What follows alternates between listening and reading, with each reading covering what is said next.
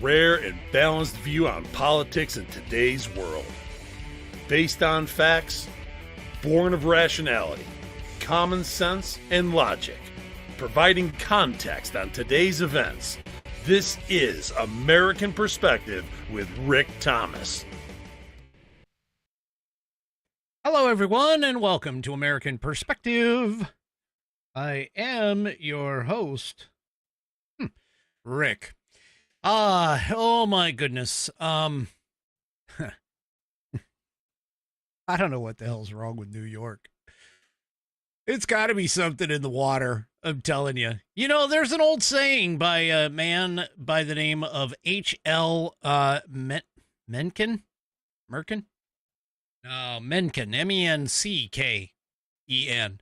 Anyway, he was an influential American writer and journalist in the early 20th century, and he had a quote that said, "Democracy is the theory that the common people know what they want and deserve to get it good and hard."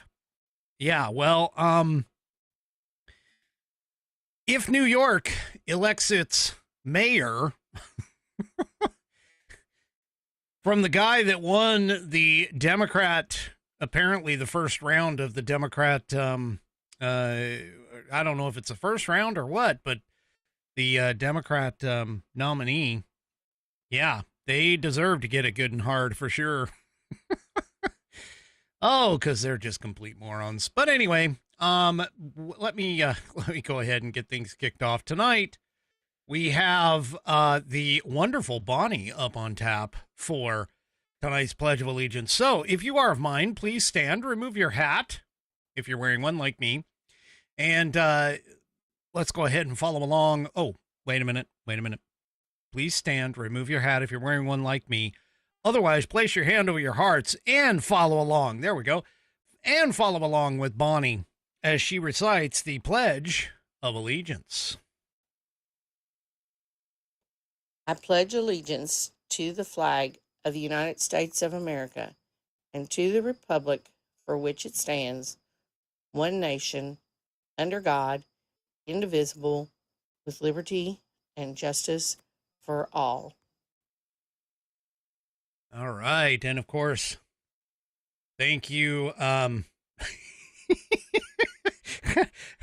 Thank you for that. No, I'm not laughing at Bonnie or the Pledge of Allegiance, either one. I'm laughing because Becky from Down Under. I'll tell you here in just a minute. Anyway, thank you very much for that pledge, Bonnie. And do me a favor, if you would like to hear your version of the pledge played here on the program, all you need to do is perform the pledge or recite the pledge in your style, and then take that audio file, video file, whatever kind of file that you recorded in, and attach it to an email address. Send it off to fans, F-A-N-S, at AmericanPerspective.online. That's fans, F-A-N-S, at AmericanPerspective.online. So everybody knows that I have an international presence, thanks to a certain person down in Australia. Well, Becky, who is in Australia, popped in, and I understand there's a delay in the video. Like, for an example, there's probably a good 5 to 7 seconds from when I speak to when you guys actually hear it. And so sometimes the chat, because of that delay, is also delayed a little bit. And so I'll sometimes get comments after I'm already done talking about a certain subject or whatever.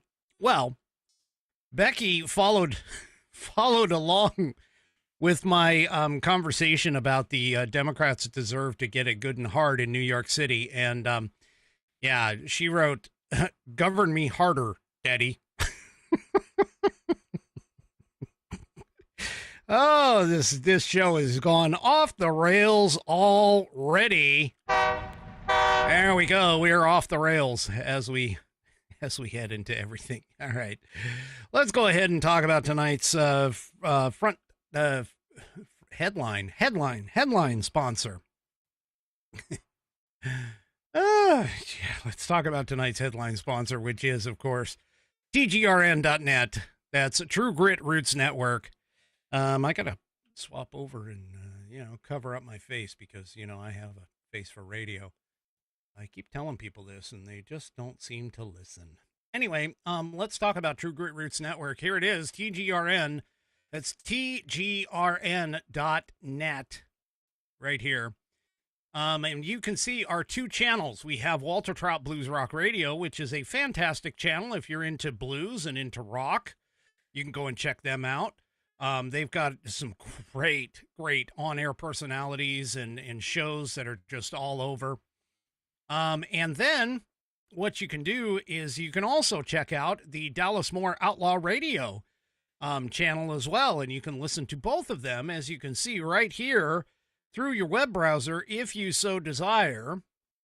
You just click on these little widgets, and you'll be able to listen right there on the, right through your browser. And it doesn't matter. You can do the same with your mobile device or just your computer if you'd like. Or if you really want to use it on your mobile device and not have to go through the browser, we have a couple of apps.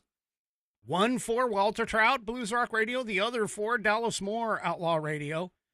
And you can go ahead and pop in and grab those from the App Store or the Google Play Store.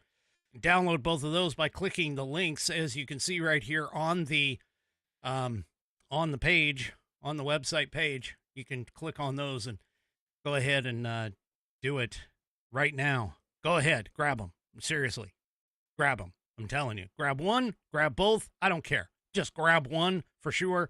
Grab both if you have to. And, go and listen. Listen 24/7, 365. We also, I know on Dallas Moore Outlaw Radio, we also, for patriotic days and things like that, we do special programming for those days as well. And so we've got a lot of things that are coming up. Seriously, a lot of things that are coming up here real soon for both channels, but you got to go and check them out. Got to check them out, man. I'm telling you, go and check them out. Yeah, let's pump up our listener volumes. All right. Head on over to tgrn.net to find those links and to get those downloaded links, and also, again, to listen through your web browser. You can also listen through your smart device. I only know of the Alexa, but if you go, Alexa, play Walter Trout Blues Rock Radio from Live 365. You got to say from. You can't say on. You got to say from Live 365, and it'll pull it up. Same way with Dallas Moore. Go, Alexa, play Dallas Moore Outlaw Radio from Live 365, and you should be able to get all of that. It might take her a minute to find them, because there's a lot of channels, a lot of radio on Live 365, but you go and check it out, and grab those. And then once you get your channel, by the way, if you already have listened to either Walter Trout or Dallas Moore, and you like that one, whichever one you pick, then what you can do moving forward is just say, Alexa, play Live 365, and she will ask you if you want to continue to listen to whatever channel you've already chosen. So that just makes it a little bit easier. You don't always have to say, listen to whatever. You can just say, play Live 365, and she will, of course, ask you if you want to continue with that channel. So that's awesome. Just great stuff. Go to tgrn.net. TGRN stands for True Grit Roots Network, and they are based, or we are, I should say, based out of Austin, Texas. All right. Enough of that. All right. Well, let's start with the fact that,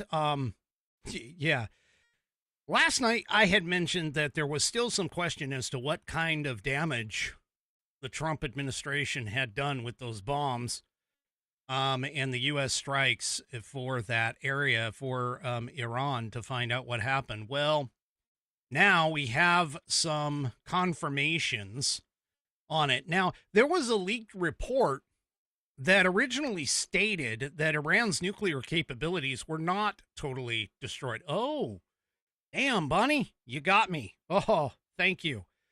All right, before I continue, we got to, of course, say that tonight is... Hello? Wait a minute. I know what's going on. Hold on. There we go. Down to business.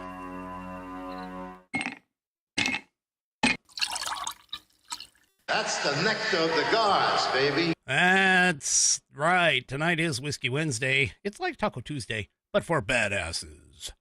And tonight I am drinking out of the Knob Creek Kentucky Straight Bourbon Whiskey. Yes, there it is. Yeah, Bonnie. Bonnie has to keep me on track. Well, pretty much all of my Whiskey Warrior P1s do that.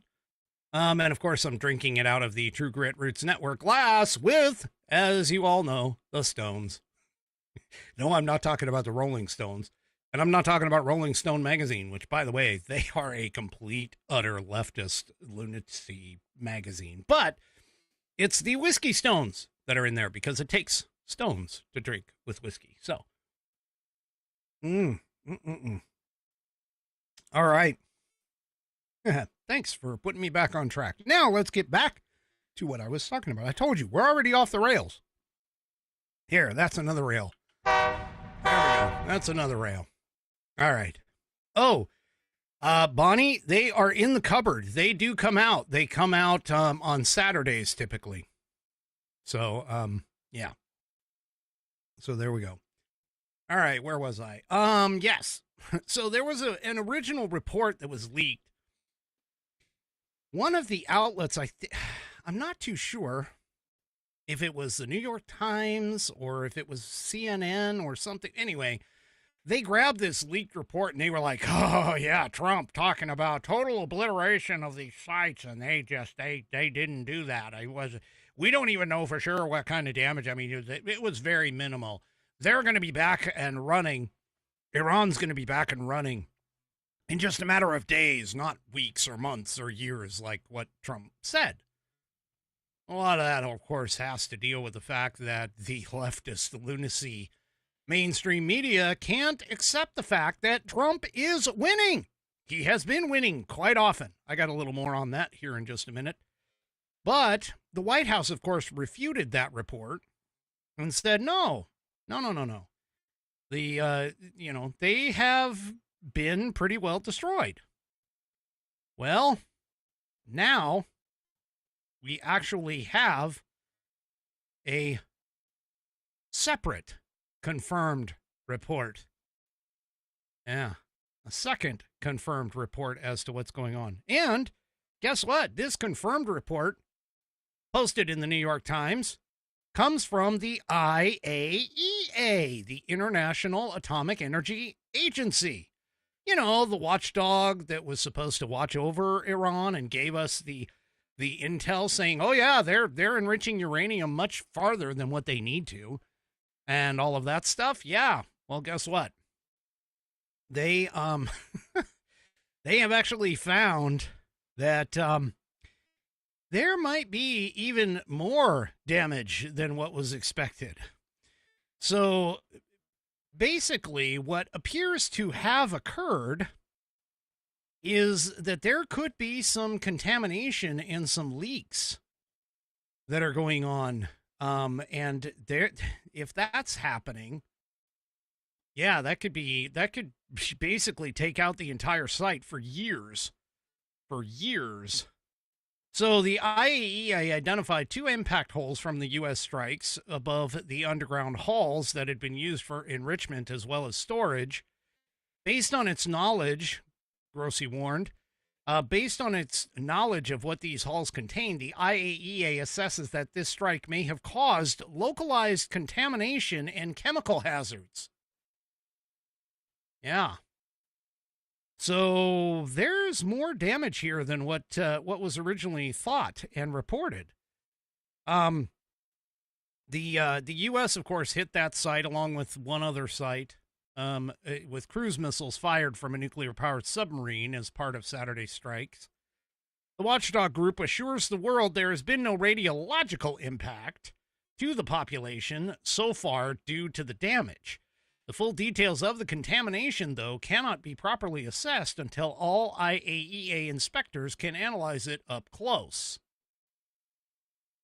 So, to that effect, the guy in charge, Grossi, has called on an Iranian Foreign Minister Abbas Araghchi, I don't know how to pronounce it. Anyway, to allow his agency back into the country to fully inspect the damage caused to Tehran's nuclear program since the 12-day conflict began. He said in a letter to Agachi, I can't pronounce it. Anyway, resuming operation with the IAEA is key to a successful diplomatic agreement to finally resolve dispute over Iran's nuclear activities. So, yeah, there you go. And of course, they as a key part of the inspection, the IAEA would try to locate some 900 pounds of uranium enriched to 60% that has been unaccounted for since the Israeli airstrikes began on June 13th. So, yeah, the agency warned that no one knows exactly where that uranium is gone. Vice President J.D. Vance said he believes the atomic material was buried beneath the bombed facilities. Experts have said the enriched uranium could be easily transported with satellite images capturing the trucks traveling in and out of Fordow and the other nuclear facilities days before the American airstrike. And, of course, we all know that because I told you about that. But, yeah, the facility is just in shambles. There's, like, hardly anything left based on these pictures. And, yeah, it could be even more damaging.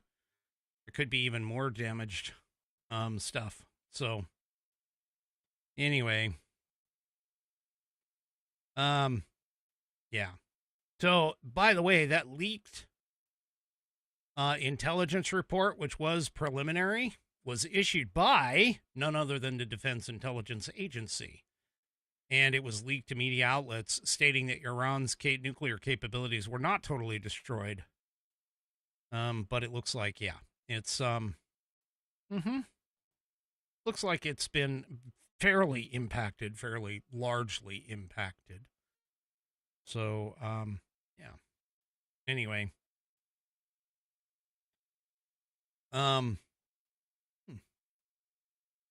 Yeah. So there was an email, apparently, an email statement that was, released to the Epoch Times, which was one of the places that I got this information, released to the Epoch Times indicating that Iran's nuclear facilities have been obliterated and chided the fake news reports. That email also included a quote from the Iran Foreign Ministry spokesman, Ismail Baghi, saying that, quote, our nuclear installations have been badly damaged. That's for sure. Yeah. So, anyway, we'll just have to kind of see. We'll just have to kind of see what happens, but at least for right now, it looks like we did impact them quite heavily. Well, one of the things that's been running through everybody's minds is the idea of Iranian nationals being a part of Iranian sleeper cells here in the United States, and that they could potentially activate now and cause all kinds of havoc over here. Well, ICE has put a small dent in that, maybe. ICE nabs over a dozen Iranian nationals as concern over these sleeper cells deepens. So ICE is doing its job, contrary to what Governor Newscomb, and yes, I said that purposely, and some of these other places, yeah. Anyway, so yeah, this is just getting even better and better and better. So, according to Libs of TikTok, ICE arrests 11 Iranian nationals across 8 states in a targeted operation. And then the Libs of TikTok lists a few of them. Yeah, and some of these guys apparently should have never been allowed to come here or to come back here. The ICE nabbed a former Islamic Revolutionary Guard Corps member who has admitted connections to the Iran-backed terrorist group Hezbollah, according to CBS News. And he was busted near St. Paul, Minnesota. There was another one was arrested outside of Jackson, Mississippi, whose name also appears on the terrorist watch list. Yeah. So,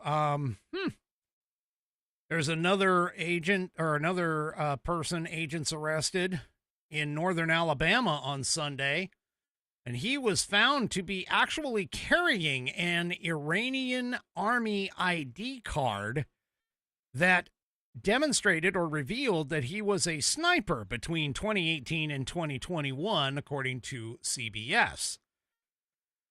That individual entered the U.S. in October of 2024 on what's called a K-1 visa for immigrants who are engaged to American citizens.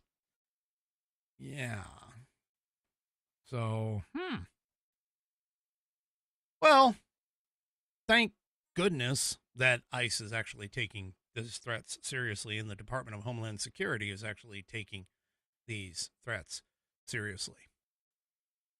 Well, all I can tell you is that the big disappointment from the mainstream media has literally zero to do with the fact that Trump just at least set Iran back for a little bit in their nuclear program at the very least. At the very most, destroyed it for several years, along with Israel's help, which I can't downplay enough. They took out all of the top scientists and the top military folks.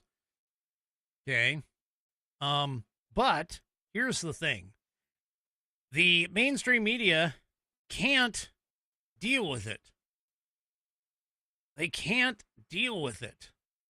The New York Times in particular was screeching over spiking oil prices from the strikes, and then forgot to mention that, oh yeah, they plunged right afterward. Like, it went up a little bit and then right into the basement. You remember I talked about the fact that the oil prices fell over the course after the ceasefire was put in there and everything else. But these people, these mainstream media outlets, which, by the way, let's just be real. Let's just be honest. These people are not voting for America. These people are not rooting for America. They are rooting for all of the enemies.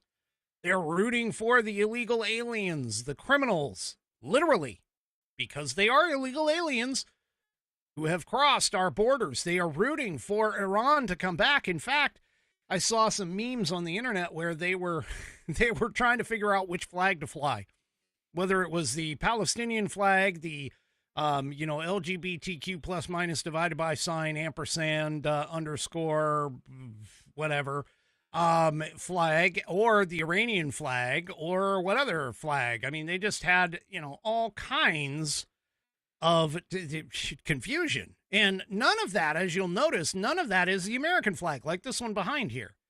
Even though, as I told you roughly about a week ago, that the Democrat Party is trying to hey, we need to reacquire the U.S. colors as our flag to demonstrate that, we are just as patriotic as the conservative right and MAGA. Yeah, that didn't really do very well.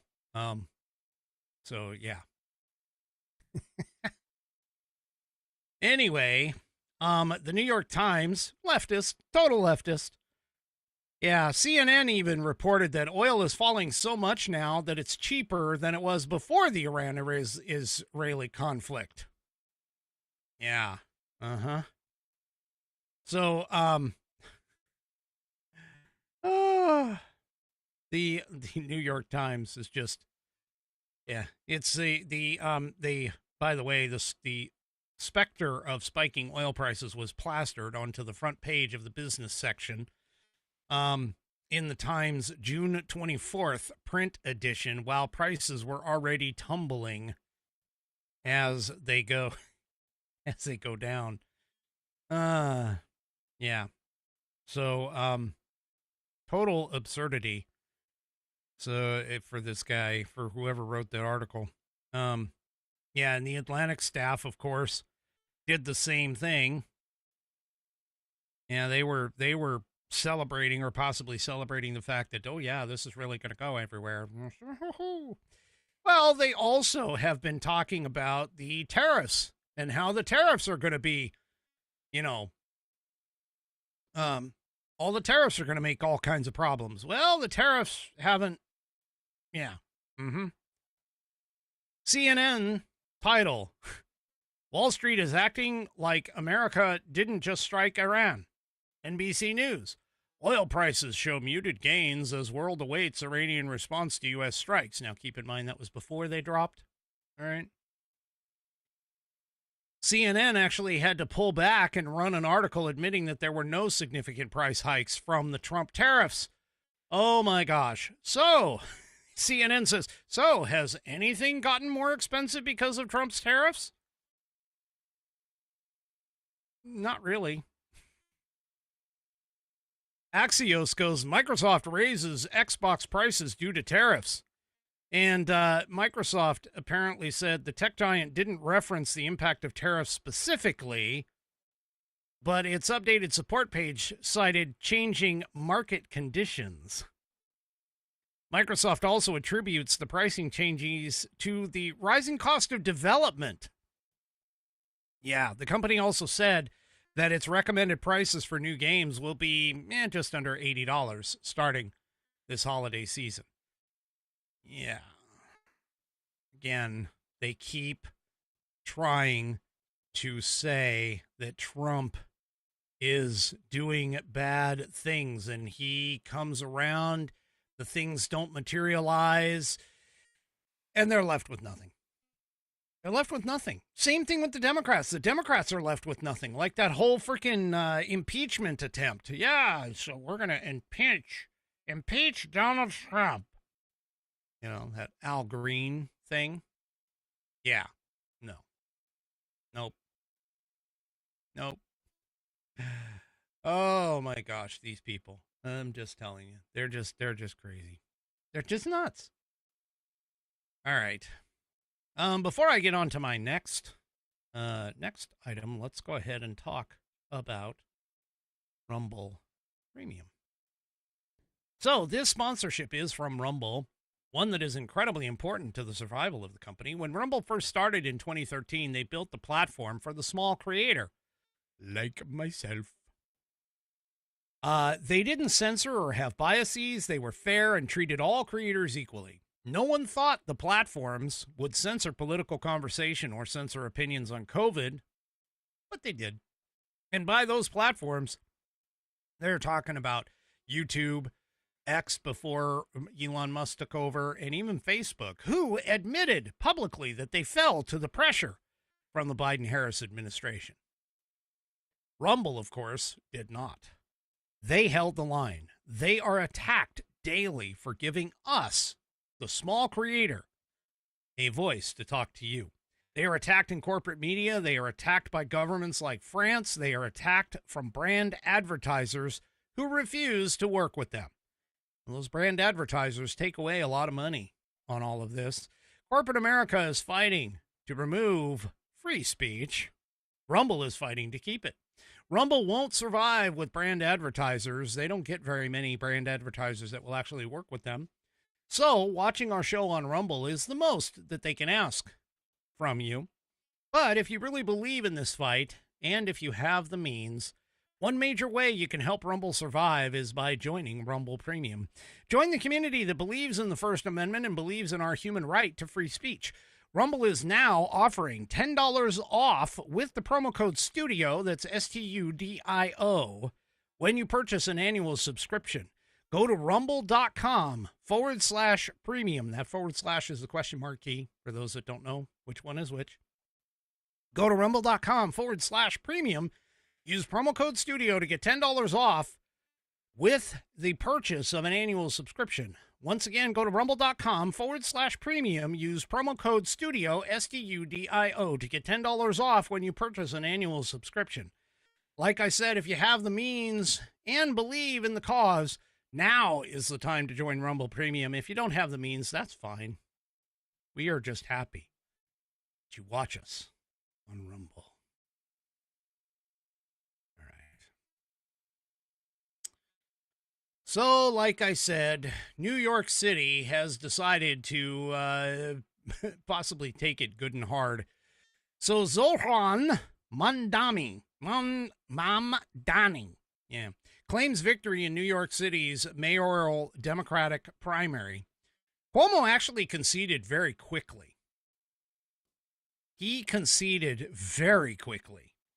And Mamdani led the first round of tallying with 43.5% of the vote. And so here he is. He's a 33-year-old New York State Assemblyman. Okay, so that's the first thing. He's very young. He's an Indian Ugandan immigrant who became a U.S. citizen in 2018. Okay, he took office as a New York State Assemblyman in 2021, representing the 36th district that covers the Queens neighborhood of Astoria. Sorry, the local fire department. Or actually, that's an aid car. Anyway, Cuomo, of course, served as governor from 2011 until his resignation in 2021 due to an impeachment process following allegations of sexual misconduct that he had denied, was the frontrunner in the race until Mamdani closed the polling gap in recent weeks. Cuomo himself only won 36.4% of the first round, which is a setback that makes him unlikely for him to gain the 50% necessary to in subsequent rounds. And of course, he's already conceded the race immediately. So anyway, in the words of Nelson Mandela, Mamdani wrote on social media, in the words of Nelson Mandela, it always seems impossible until it's done. My friends, it is done, and you are the ones who did it. I am honored to be your Democratic nominee for the mayor of New York City. Now, here's the thing. Again, this is just the primary, all right? That's the first thing. Just the primary. And ironically, Cuomo has said that if he didn't win the Democrat primary, he would consider running under another party's ticket. He's really vying to come back politically. But all of that being said, you already know Eric Adams is not running under the Democrat Party flag. He's going to run as an independent. Cuomo could possibly go the same route and run as an independent. In an attempt, of course, to try and still take over. So this guy, even though he's got some momentum here, he's still going to have to go through and take a look at, where it is that he's going. Now, there was some breakdown. Ben Shapiro did a breakdown of it today where he was saying that it's basically all upper middle class and beyond white people that voted for this guy. Now, this guy is a Muslim, by the way, and he ran on a completely left-wing platform. He was also endorsed by the nation's top progressive officials, including AOC and Bernie Sanders. He is a socialist. He is a democratic socialist. During his campaign, he's promised a rent freeze. He's promised abolition of bus fares. He wants city-run grocery stores with low prices. He wants to implement no-cost childcare, making the cost of living in New York City his signature issue. Now, one thing I want to ask and understand about all of this, where do you think all of that quote-unquote free and low-cost stuff is going to come from? Where do you think the money is going to come from to support all of these free and low-cost initiatives? That's right. Taxes. Oh, yes. Taxes. That's where all of this is going to come from. He wants to raise taxes. He also wants to eliminate the police department. Yeah, he wants to do that too. Yep. So, anyway, so yeah, we're just going to have to kind of see what happens. Well, here's some of the 5 takeaways, according to Yahoo News, from this whole thing. One is that Mamdani's upstart campaign is writing a new playbook because of the fact that he went up against one of the, universal names in politics, Cuomo. I mean, you got Mario Cuomo, now you have Andrew Cuomo. I mean, seriously. So all of that. But the Democrats also, who rivaled him, portrayed his positions as pie in the sky and impossible to pay for. Well, they're correct on that. So, Mamdani sold his ideas as making life in the city easier to afford, building his campaign around an issue that ranks among the biggest reasons Democrats lost in the 2024 election. So, yeah, he is definitely looking to do this. But anyway, the next thing that came out is that the GOP, of course, in New York City, anointed the new face of the Democratic Party there. Republicans, apparently in New York City, were also thrilled with his performance because of the fact that the campaign arm, the National Republican Congressional Committee, issued a press release declaring Mamdani the new face of the Democrat Party. Every vulnerable House Democrat will own him. And every Democrat running in a primary will fear him, according to the NRCC spokesman Mike Marinella said. So, because of the fact that he is literally a left side of leftist wing of the party, yeah, he is. He's definitely going to be the face of the new party. And what's kind of interesting is Donald Trump actually put out on Truth Social. He said, "Hey, I got an idea. Now that you've got Mamdani, who is a 100% socialist." Horrible face for the Democratic Party, why don't you just go ahead and put, Jasmine Crockett in as president in 2028, followed by AOC, as vice president or something along those lines. Why don't you just do that? So, yeah, this is going to be fun. I'm serious. This is going to be fun. So, now keep in mind, I mean, nothing that the Republicans are going to do are necessarily going to change anything in New York City, because let's face it, those people are about as blue can get.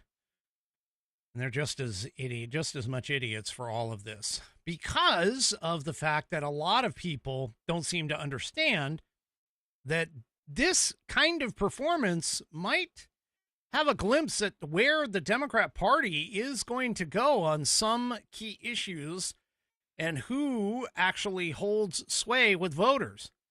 So, Mamdani, who possibly could be the first Muslim mayor of the city of New York, if he wins in November, he's a vocal critic of Israel's war in Gaza and didn't back down despite being criticized as a anti-Semitic. And a lot of people have noted that because he is a Muslim, they're kind of amazed that, the people of New York have forgotten 9/11 already. Pretty much, in terms of what's going on. Now, Mamdani, just for the record, repeatedly denied that he is anti-Semitic. And so, yeah, he says, which again, these are pie in the sky kind of things. There's no room for violence in this city, this country, in this world. And what I have found also for many New Yorkers is an ability to navigate disagreement. He said that on the Stephen Colbert show. So yeah, anyway, we also need to understand that this actually does represent a potential regime change in the Democrat Party. And by that, I mean the old guard of the Democrat Party, like the families of Cuomo, in the past, families like the Kennedy name, families, older families, the Schumers, the Pelosi's, all of those people that have been around.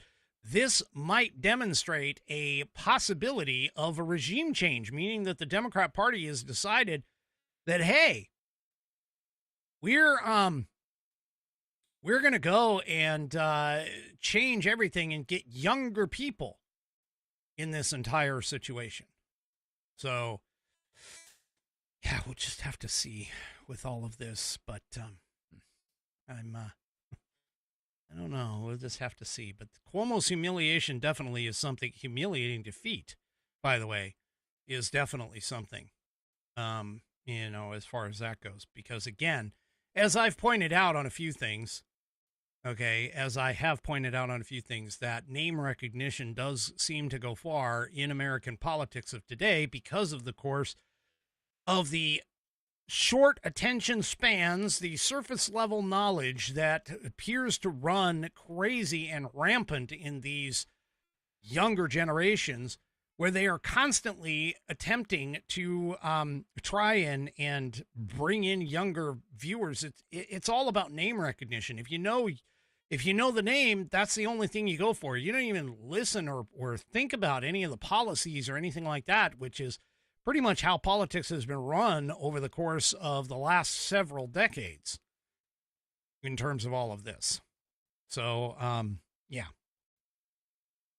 And then also keep in mind, too, that even though he's won this primary, Democrat victory is not necessarily a sure thing. Because even though he's won this primary, we still have Mayor Eric Adams, who was the Democrat who was elected 4 years ago. He's seeking re-election as an independent. And you also have Republican Curtis Silva, who was unopposed in their primary and will be the GOP nominee.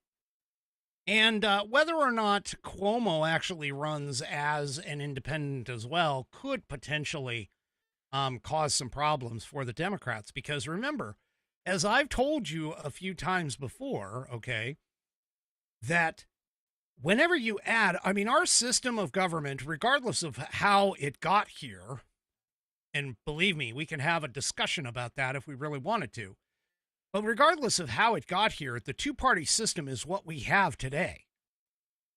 The two-party system is what we have today. And so when you have individuals who used to be Democrats who run as independents, they still have some of their pull for their base.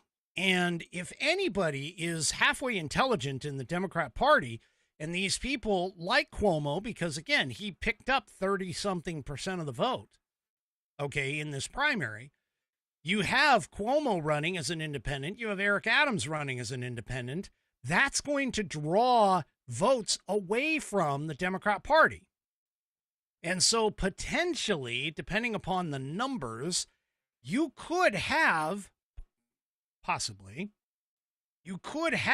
a upset. Now, I'm not saying that that's going to happen in terms of the Republican parties. All of a sudden, they have a Republican mayor of New York City.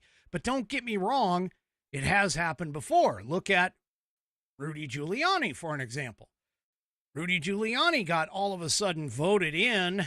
He was the anti-crime mayor, and he had a significant run as that mayor. And so, all it takes is, realistically, for the populace in these kinds of situations to essentially had they had enough yet? And so far, what this guy's running on is more of the same Democrat, far leftist moron type of stuff.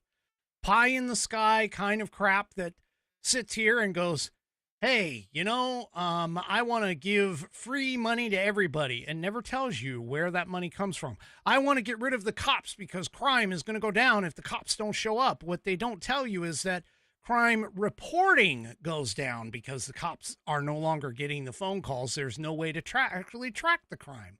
But because they can go and put it into things into headlines, such as the New York Times, crime drops under, Mamdani's whatever, and they never bother to tell you it's because nobody has reported it. Well, that's how they get their headlines and their snapshots and their sound bites. This is going to bankrupt. I'm thinking if this guy gets in office, it's probably going to end up bankrupting the city. But I'm not necessarily the one who lives there. However, business owners in New York City, they are the ones who are extremely concerned, and I would tend to agree with them. Here in Drew Berquist, New York City business owners raised the red flag on the progressive Democrat socialist winning the mayor's race. So prominent figures in the New York City's business community are expressing growing alarm over the possibility that Zohran Mamdani could win, and he already did, the Democratic mayoral primary, following a late surge in polling that has placed the self-described socialist ahead of other contenders. So a new Emerson College poll, Pix 11, The Hill, all three of them kind of help put it together. They basically released a poll on Monday showing that Mamdani was leading in 8 rounds of ranked choice voting. So that shift, of course, has drawn private concern and public warnings from New York's business leaders. Several said that Mamdani's election could deal a serious blow to the city's economy, while others expressed hesitation to speak out directly for fear of political retaliation or backlash from the progressive wing of the Democrat base. Wait a minute, I thought the progressive wing of the Democrat base was like the most tolerant people in the world, and that they encourage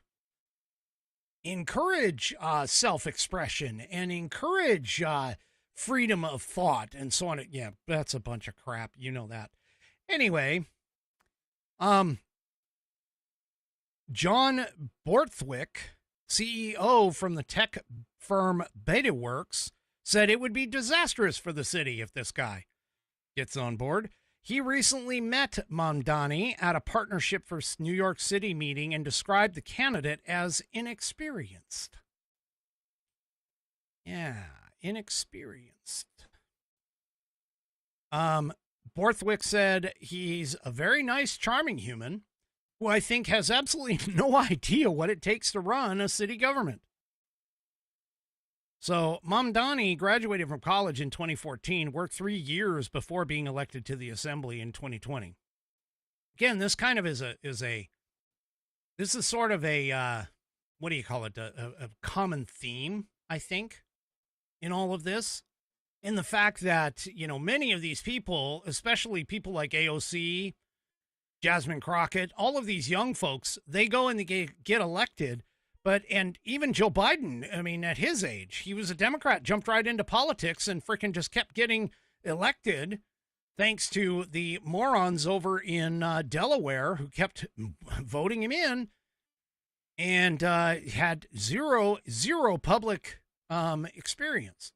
Or sorry, private experience, not public. Public is what they were in. But anyway, so yeah, his political rise, meaning Mamdani's political rise, has been propelled by the support from the Democratic Socialists of America and other left-wing organizations. So we also have John Katzmaldidis. Oh, wow.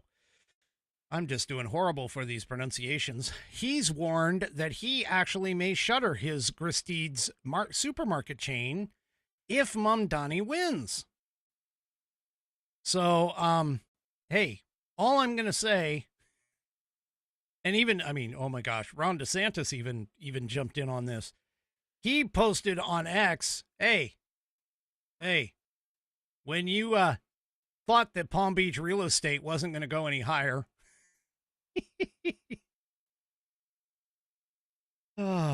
everybody from the Northeast, they all run off to Florida and Georgia and so on and so forth. Yeah, yep, that's right, Amy. Amy over on Rumble says Florida's going to get more crowded. So is Texas. So is, yeah. Anyway. Frank Garcia, who is the national chairman of the Hispanic Chamber of Commerce and a New York resident, said that Mamdani's candidacy was reminiscent of former Mayor Bill de Blasio. He said he's like Bill de Blasio. He's anti-business. There was another business leader who spoke with the condition of anonymity with the Post, said Mamdani's unpredictability poses a risk to the economic environment. He's like, uncertainty is never good for business. It's never good for the market. Gee, I wonder if that's what happened with the four years that we had of Joe Biden. He did not present stability. And so what happened? Well, we ended up, yeah. In fact, speaking about that, the New York business leader who was speaking with anonymity also said it's almost like Trump in reverse. Yeah. So, yeah. Anyway, and here's another thing. His campaign platform also stated in the world's richest city, making the minimum wage shouldn't mean living in poverty. Because one of his key campaign promises is to raise the city's minimum wage to $30 an hour by 2030. Now, I'm going to be honest with you. Not like I'm never not honest with you. But anyone who sits here and tells me, hey, I want the minimum wage to be $30 an hour, $50 an hour, $100 an hour. I want the minimum wage to be a living wage. Anyone who tells you that immediately, in my view, tells me that they failed Economics 101. That they have absolutely zero idea as to how economics actually works. And yes, I mispronounced it, economics and economics. I get it. But still, the point being is that anybody who tells you that, hey, we want to have the minimum wage to be, whatever X dollars it is, they totally do not understand economics, the acronym known as COGS, or the cost of goods and services. They have literally zero idea, because here's the thing, folks, and this is 100% true. Yes, you might have a minimum wage of $30 an hour. But what you don't know is that on top of that, all of your other benefits and everything else that's on top of all that, what you do to figure out how much your benefits actually cost is essentially this. You take whatever you're making and you multiply it times 1.5. So in this particular case, it will cost a $30 an hour wage earner. It'll cost that company $45 an hour because of all of the additional health care and everything else. And when you start adding things like all of these free services like free childcare and low-cost supermarkets in a high-cost city, where is that money and that differential going to be coming from? It's essentially the fact that where it's going to come from is going to come from the taxes that are going to attempt to be collected from the cities. That's exactly what's going to happen. So, Ms. T of Texas says, I just ask, y'all don't think Texans are like the nut jobs in Austin, Dallas, and Houston. Ms. T, I'm just going to tell you this right now is, yeah, that's pretty much everywhere. I mean, that's everywhere. That's Washington, that's California, that's Oregon, Texas, New York, Illinois. It's all of them. Okay? It's all of those places because, as I've said before, just as a little digression here, as I've said before, there is no blue states. There are only blue cities. The states themselves can be either red or purple. Because I guarantee you, anytime you go into a suburban, okay, or rural area, you will run across many, many more conservatives than what you will find in any city, no matter where that is. as I've pointed out on this program, I still have yet to find any city that could be basically calculated or called, I should say, or defined as a red city. The only cities, now keep in mind, this is not towns. This is not, little like towns and suburbs. I'm talking about cities, talking about major metropolitan areas. There is not one that I can find so far on this map in the United States that can be considered anything other than a blue city. So anyway.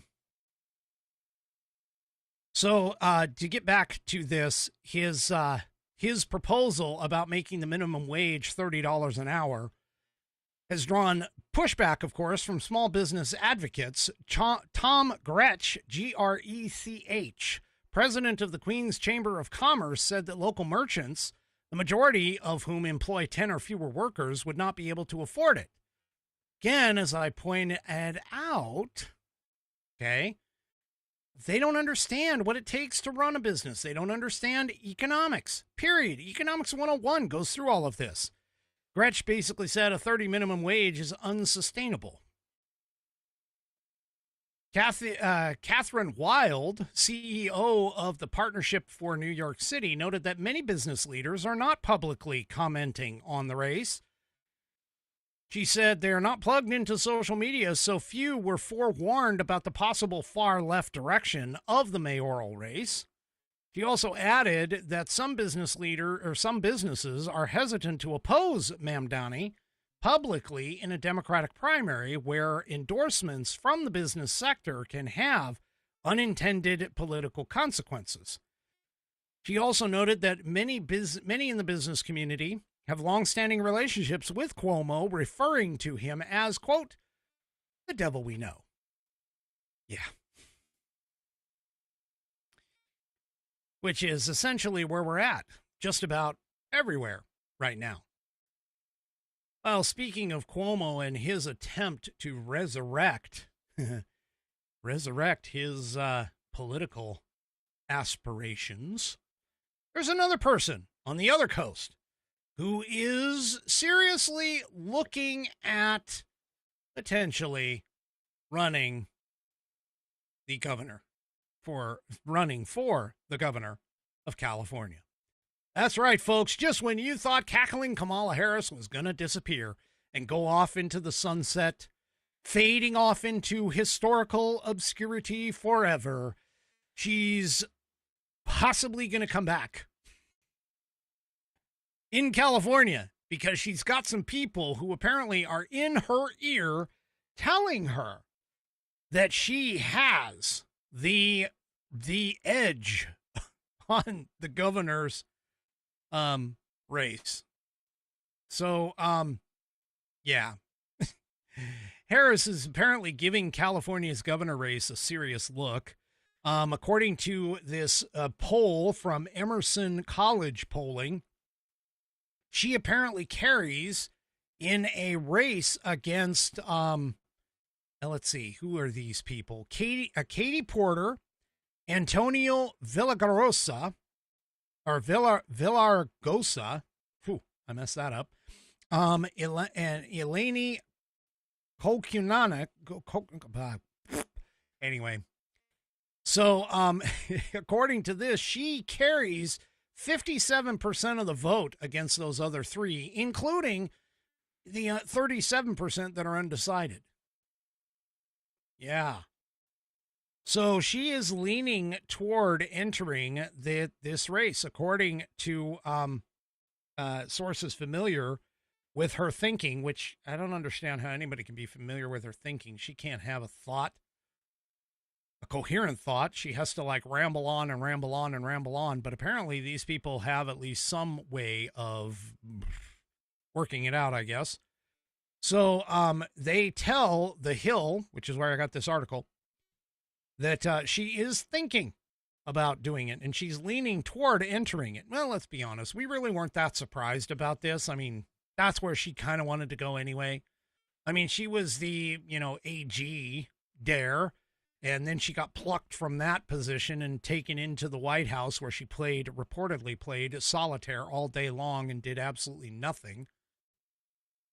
as vice president, and of course ran a crappy 100+ day campaign when her boss decided to take a nosedive off a cliff because Nancy Pelosi pushed him out of the chair along with Obama and everybody else because they felt that he wasn't going to make it. Yeah. And the only reason, by the way, that they hung on to her is so she could hang on to the war chest that they had built up, which she overspent by $20 million. The last that I heard, she hasn't paid that back yet.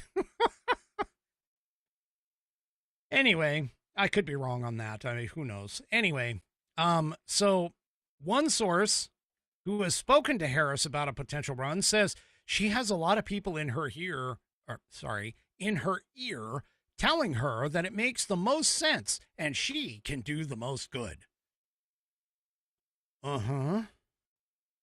Yeah. Now, another source who is supposed to be close to Harris pushed back on the idea that she is inclined to enter the contest. This particular source said the topic of the gubernatorial race is dominating many of the conversations she is having simply because of the fast approaching 2026 matchup. So anyway, she, regardless of which way she's actually going, both sources are saying that Harris is actually sticking to a self-imposed end of summer deadline in deciding whether or not she wants to wade into the already crowded governor's race. I just told you about the couple of people that are in there. So, according to sources, the former vice president, God, I can't even believe that I have to say that.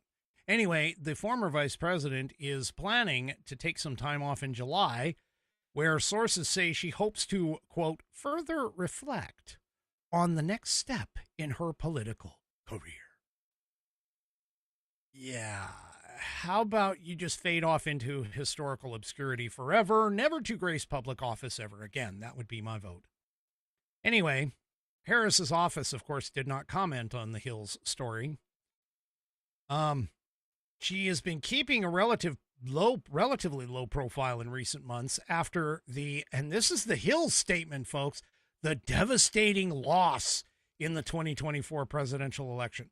So if you sit here and think that these Democrats don't know that she got her ass waxed in the freaking the 2024 presidential race, yeah, they know.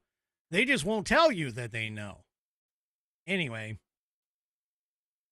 and that, of course, was a race that she actually thought she could win. Again, I'm still trying to figure out how she can actually have a thought, considering how rambling her thoughts actually are. I mean, she actually is, in my mind, when you listen to her speak and her talk about things, she actually is one of those people that you can obviously tell and see where the brain cells are actually running, because they're bouncing all over the place, and that's her speech, is they're bouncing all over the place.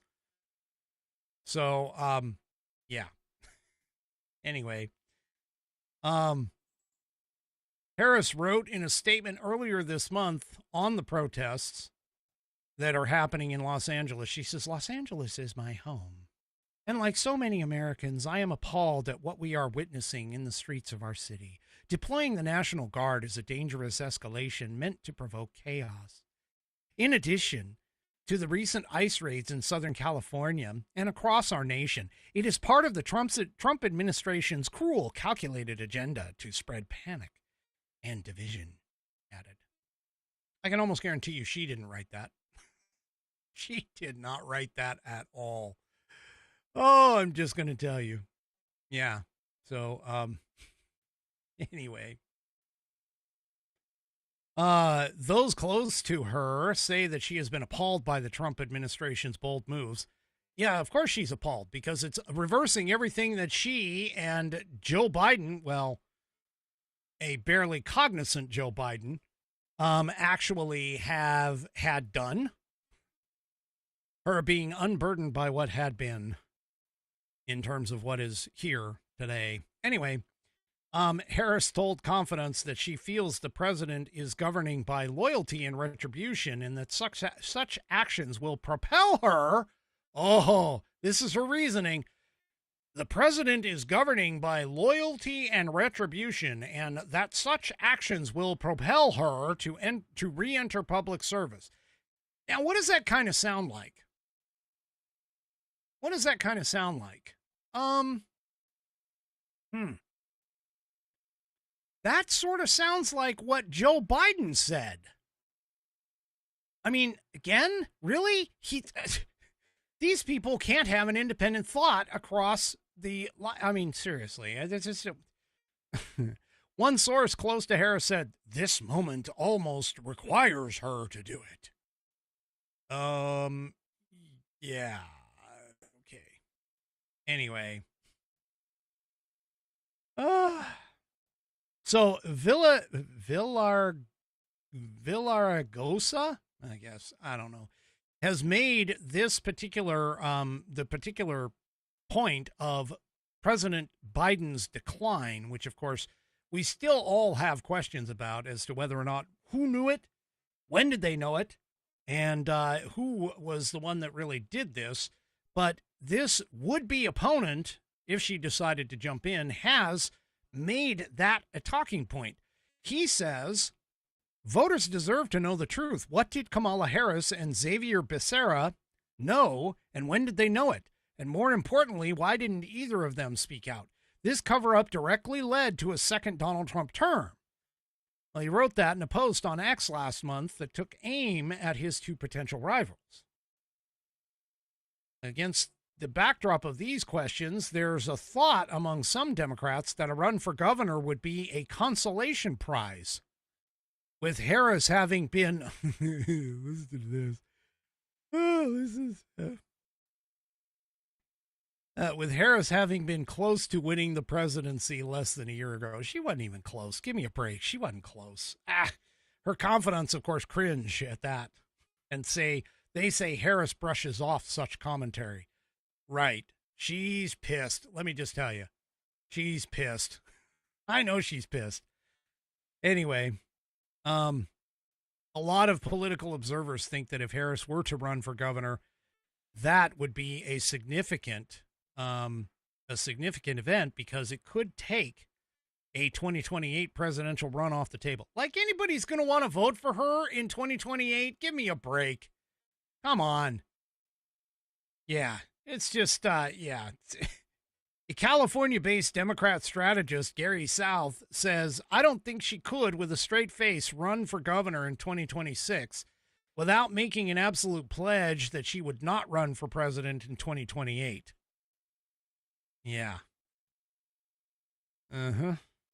So anyway, a separate survey from Politico and UC Berkeley Citron Center also was released in April, revealing that 33% of Democratic voters in California would be joyful.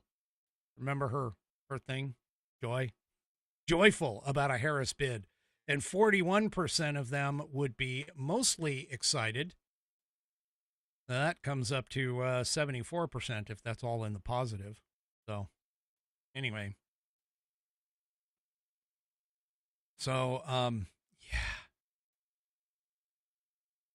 Oh, some of these people are saying that even if she did get in, she might initially be the front runner, but she definitely doesn't come into it as the 800-pound gorilla. She's not like Trump, who jumped into it and basically splashed everybody else out of the freaking pool, including Ron DeSantis, who I thought would have had a fantastic run and opportunity to run for the presidency in 2028, knowing that Donald Trump was going to get in 2024.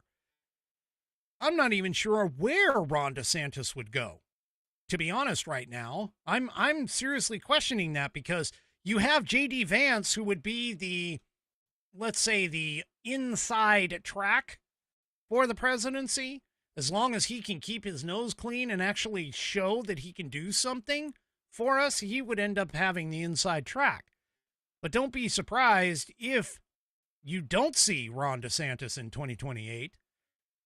Unfortunately, I just think his lackluster, I can't call it abysmal, but his lackluster performance at the Republican debates, primary debates, just, he got his good points in, but he did not stand out. And that's what you need in order for this to happen. And I just can't see him honestly trying to usurp a J.D. Vance run should J.D. Vance actually be able to get the nod moving forward. So I don't know. We'll just have to kind of see. But this definitely, I mean, Harris running for governor, that's nothing really surprising. And don't be surprised at the reason that she would run for governor. And think about this too. And this thought just crossed my mind. But think about this. She runs for governor in California. She gets the spot over, well, Gavin Newsom, I don't think can run again. I'm not sure. I'm going to have to check on that to see if California actually has term limits. But she runs for governor. She gets it. Newsom bows out, heads off to frickin' D.C. and tries to take out J.D. Vance. What do you think of that? And considering Jasmine Crockett has already kind of said, oh, yeah, the DNC's already chosen a white guy for 2028, an older white known guy. Well, that's the only person that I can think of right off the top of my head is that you would have new scum. Oh, Bam. Bam just, who is a Californian, by the way. Bam just said, no, Newscomb cannot run for governor again. So that's good. I mean, at least that limits the field to, or creates a field for a new person to come in. All right. Whew, I got to take a drink.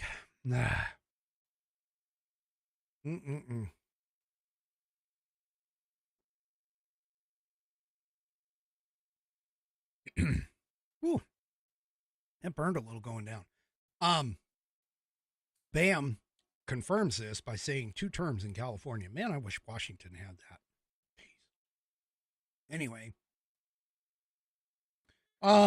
So Trump, of course, with all of this wonderful stuff going in Iran,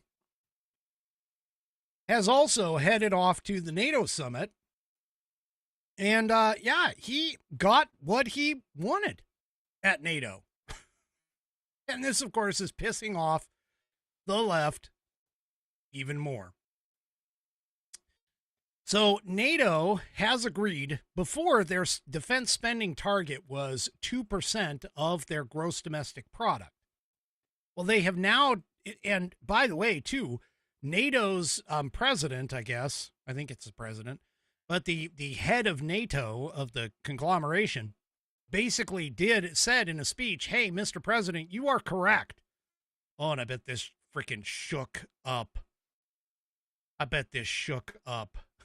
The left when they heard this.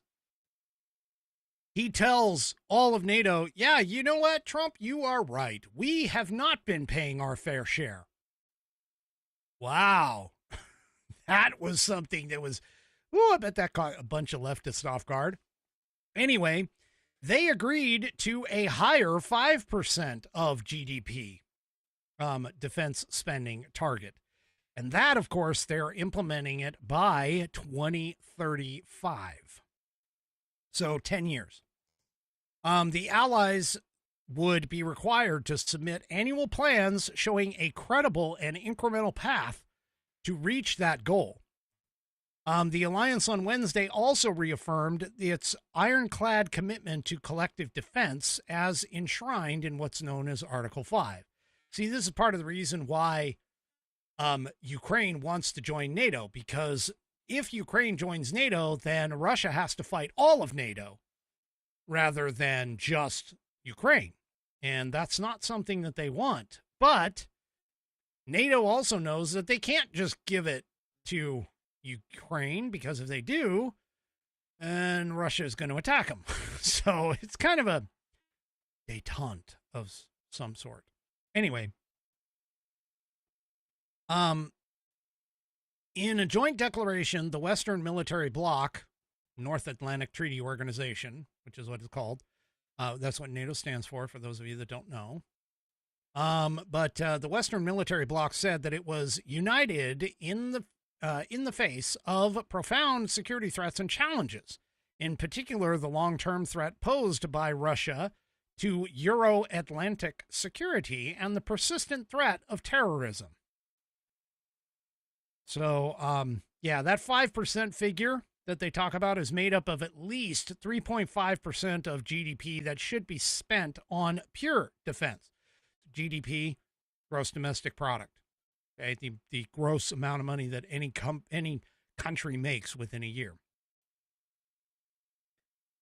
So pure defense, and then the remainder of that of that 5% is going to security and defense related critical infrastructure to ensure, as the statement said, our civil preparedness and resilience, unleash innovation, and strengthen our defense industrial base. So the allies will be required to submit these in annual plans, again, showing credible incremental pushes. And that was actually pushed back against by some member states. Spain in particular was saying that they were not going to do it. Now, some member states have yet to meet the 2014 target of 2%. So how they're going to make it to 5% is kind of questionable, but we'll just have to see. It is a historic move, though, against the backdrop of tensions in the Middle East and the ongoing war between Ukraine and Russia. So, yeah, years of pressure across both terms of U.S. President Donald Trump for this to happen, for Canadian and European allies to share more of the burden of the collective defense. So, yeah, there you go. Anyway, he won. He won it. He got it. He got what he wanted. So, yeah. So there you go. And of course, Trump has, touted all of this for sure. So there you go. That was a clear win for the president. Let's see. What else is in this article? Just really quick. By the way, that article that I'm reading from has come out of CNBC, which is amazing. So, anyway. All right. Well, let's shift from NATO back to our local senator. You remember that woman, the representative who assaulted the ICE agent in Newark, New Jersey at the ICE facility? Yeah. Well, her name, of course, is McIver. MCIVER, McIver, LaMonica McIver. And LaMonica McIver pled not guilty to today's, or to the Newark ICE facility incident. So, yeah, she appeared in court today, charged with three count indictment of forcibly impeding federal officers during an attempted arrest of Newark Mayor Ras Baraka at the Delaney Hall immigration facility on May 9th. Now, remember, I've shown you, I think it's Title 8, Section 111, which demonstrates all of this. That's what they violated, and she has 3 counts of that. So there you go. Now, she, of course, claims her innocence and says, quote, "At the end of the day, this is all about political intimidation. The Trump administration and his colleagues or cronies, or whatever you want to call them, have weaponized the federal government."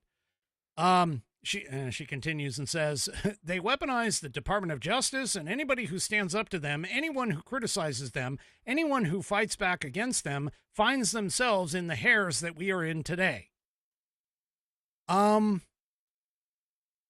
Lady, I think you were missing for 4 years, or at least your brain has totally missed 4 years. What the hell do you think the Biden administration did to the DOJ? To all of their political enemies? That's not what Trump is doing. Your dumbass went to this place and physically assaulted the ICE officers. Okay. It's on video of you physically attempting to stop them from doing their jobs, which is a violation of U.S. code. You're the idiot who decided to take the matters into your own hands and get in the way.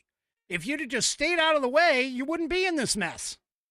But she wants to go ahead and talk about it. Now, her trial is scheduled right now for November 1st.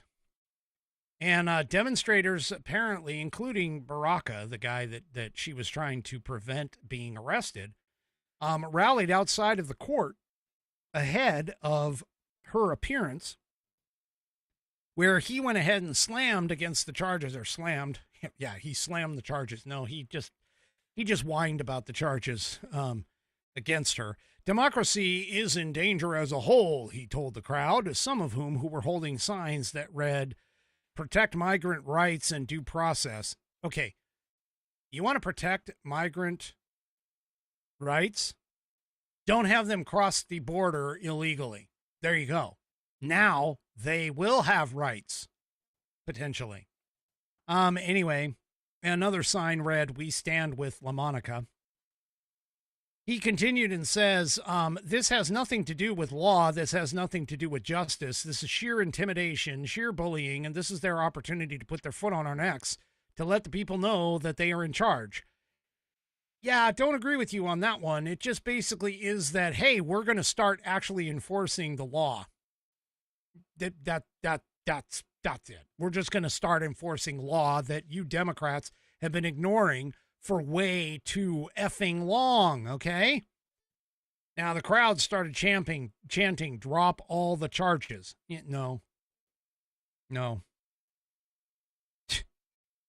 Baraka insisted that the federal authorities had no grounds to charge MacIver. He says, if you look at the video, she will be vindicated. No, if you look at the video, you'll see that, yeah, he will cause the problem, or started to cause the problem, got arrested. She tried to stop him from getting arrested, and of course, caused all kinds of issues with it. Yeah. Anyway.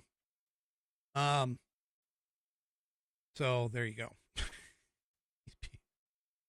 At least, each of the first two counts, by the way, carries a maximum 8-year prison sentence, where the third count carries up to 1 year. So if she were to be convicted on all three counts and was unable to serve them concurrently, she could potentially go to jail for up to 17 years. Just saying. Not to mention any of the fines that were going along.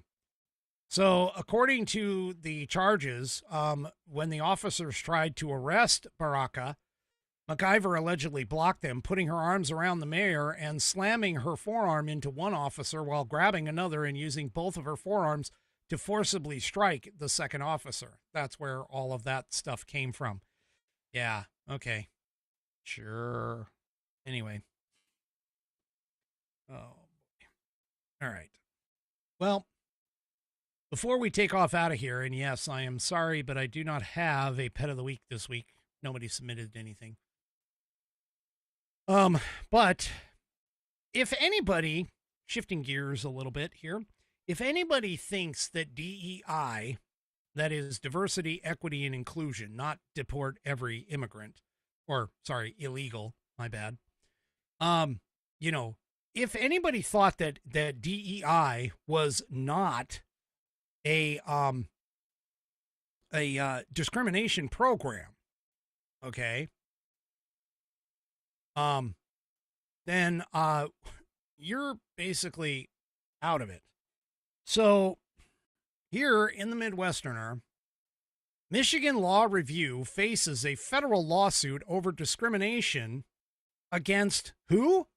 Oh, straight white men. So America First Legal alleges the publication's process prioritizes women, minority, gay, lesbian, or transgender students over straight, white, and Asian men with better writing scores and grades. Yeah, you know that whole process of DEI where everybody is like, oh, yeah, you need to take these other things into account as a part of this process. You need to take these other immutable characteristics, or in the case of transgenders, mutable characteristics, over actual, like, hard proof evidence of the ability to actually do the job. Okay? Yeah. So anyway, the Michigan Law Review is facing a federal lawsuit against this. So the University of Michigan is facing a federal lawsuit alleging in law school publications discriminates against straight white men. Faculty, alumni, and students opposed to racial preferences filed the federal anti-discrimination lawsuit on Wednesday in the Eastern District of Michigan against the Michigan Law Review and its editors, as well as the university and its board of regents, according to MLive, which I think is Midwestern or Live. The voluntary membership organization contends the law review uses a holistic review process that prioritizes women, minorities, gay, lesbian, transgender students over straight, white, and Asian men with better writing scores and grades. Look, I'm just going to tell you this right now. And believe it or not, I mean, this is going to sound a little bad about it, but when you had affirmative action, if you took the affirmative action and you looked at it from a holistic sense, that literally was discrimination, reverse discrimination against people who did not fall into those categories. DEI is the exact same way. You want to have a free and clear and like just whoever gets in, the most qualified get into these schools, or the most qualified get these jobs. The easiest way to do it is just don't ask questions about their race, their gender, none of it. None of it. All you would have to do is basically eliminate any of the immutable characteristics that mean literally nothing to somebody's ability to perform, and qualify and quantify things that do, like intelligence, ability to pass tests, knowledge, skills, those kinds of things. But unfortunately, and believe me, back in the 80s, I'm fairly certain we were well on our way at that point. Well on our way at that point. And for whatever reason, all of that changed in the last 30 or 40 years. So, yeah. Anyway, the lawsuit is backed by America First Legal, a nonprofit legal foundation formed by White House Deputy Chief of Staff Stephen Miller, who argues the anti-American scheme corrupts legal education and undermines equal justice under the law. No American should ever face discrimination based on their race. And yes, that goes for Asians and whites and any of the others. It's all the same. One standard applied across the board to everything. Anyway. So, he continues on, or this is Gene Hamilton says this and says, yet despite a clear law on point prohibiting such discrimination and numerous Supreme Court decisions, racial discrimination continues to be pervasive throughout academia. The AFL will not tolerate this unconstitutional discrimination at the University of Michigan and is taking decisive action to restore meritocracy and protect American values. That's it. Now, the AFL contends that University of Michigan, which is subsidized by tax dollars, that's another thing I think should end. But I go on, brazenly defies Title VI, the Equal Protection Clause, and federal law, employing secretive selection committees to enforce diversity quotas and discriminatory citation policies that favor underrepresented authors while penalizing white scholars, including underrepresented Republicans and Protestant Christians. Yep. So anyway, I guess we could technically file this as part of the FAFO files. they FA'd, and now they're about to FO. All right, folks, that is it for me for this evening. Do me a favor, if you haven't already, head on over to rumble.com, get yourself an account. It is free. And once you are signed up and signed in, make sure that you search up the American Perspective channel, hit that green follow button to get notified every time I go live. Also, too, don't forget to hit those thumbs up, or if you really want to, thumbs downs, across all of my platforms, whether it's X, YouTube, Facebook, and, of course, the aforementioned Rumble. We will see you tomorrow night, 5 p.m. Pacific, 8 p.m. Eastern Time, right here on American Perspective. Have a great rest of your evening, and good night, everybody.